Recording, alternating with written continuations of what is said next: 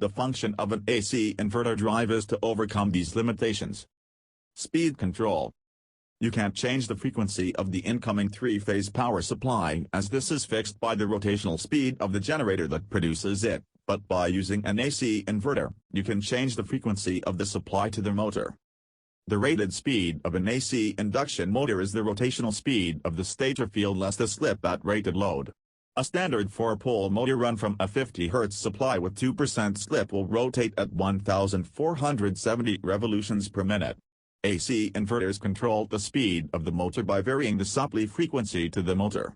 If you have the supply frequency, you have the speed of the motor, and so on. Input bridge rectifier and DC link. An AC inverter is a variable frequency three-phase supply generator. The incoming fixed frequency supply is connected to a three-phase diode bridge which converts the AC supply into a DC voltage. This DC voltage on the output of the diode bridge is connected across a large high-voltage capacitor. The capacitor is called a DC link and acts as a reservoir of charge. Charge accumulates in the capacitor until the voltage across it is equal to the peak of the voltage between any pair of three phases, nearly 600 VDC for a 415-vac supply. Inrush Circuit. The inrush circuit is used to limit the current, at power up, which flows into the DC link capacitors. These capacitors look like a short circuit to DC at power up, so without the inrush circuit, a massive current would flow from the supply, through the bridge rectifier into the capacitors. This current could cause fuses to blow and could cause damage to the bridge rectifiers and capacitors. Once the DC link capacitors have charged, a relay across the resistors closes to short out them out. If the resistors were left in circuit, they would get extremely hot or even burn out when the drive is being loaded by the motor. Dynamic brake chopper. When the rotor of a motor turns faster than the synchronous speed set by drive output, the motor is transforming mechanical energy from the motor shaft into electrical energy. This condition is referred to as regeneration.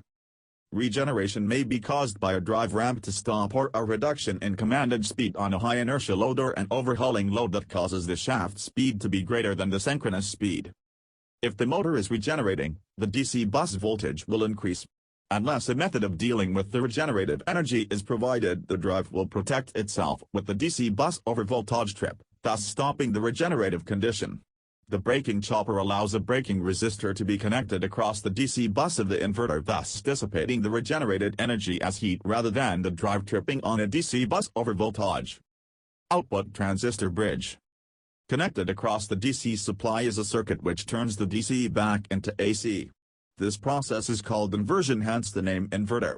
The inversion circuit consists of 6 high-speed, high-voltage transistors arranged as a three-phase bridge.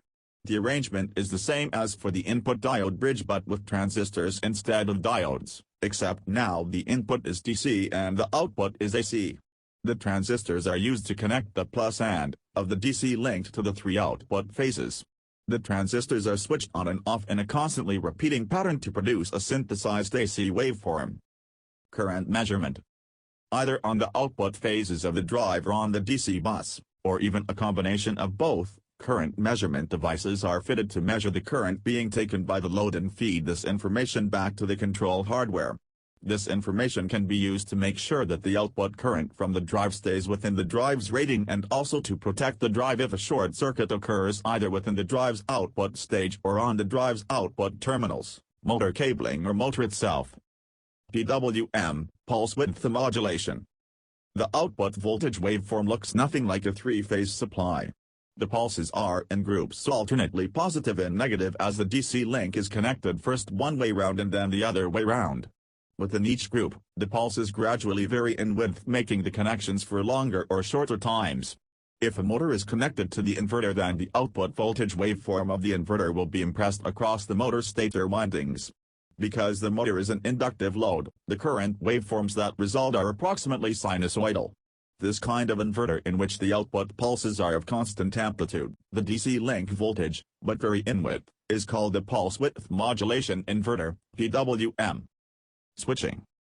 The rate at which the pulse pattern alternates between positive and negative and then positive again is the frequency of the output.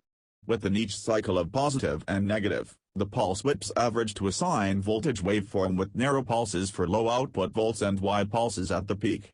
The more pulses in a cycle for a given output frequency, the better the average voltage. During a pulse, the DC link is connected to the output so the motor current rises. Between pulses the motor current falls. The closer the pulses are together, the smaller the current steps and therefore the current approximates better to a sine wave.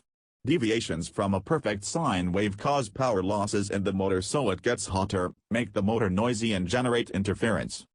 Switching wastes power. Each time a transistor switches, it has to dissipate some power as heat. To get more pulses, you need to switch faster so switching is limited to the type of transistor used and the maximum power it can dissipate. Most drives now use IGBTs, insulated gate bipolar transistors which are fast-switching, high-frequency, low-loss devices. The switching pattern is generated automatically by the electronics within the drive which controls which transistor is switched, when and for how long. All the user has to do is tell the drive what output frequency is required and the inverter electronics does the rest.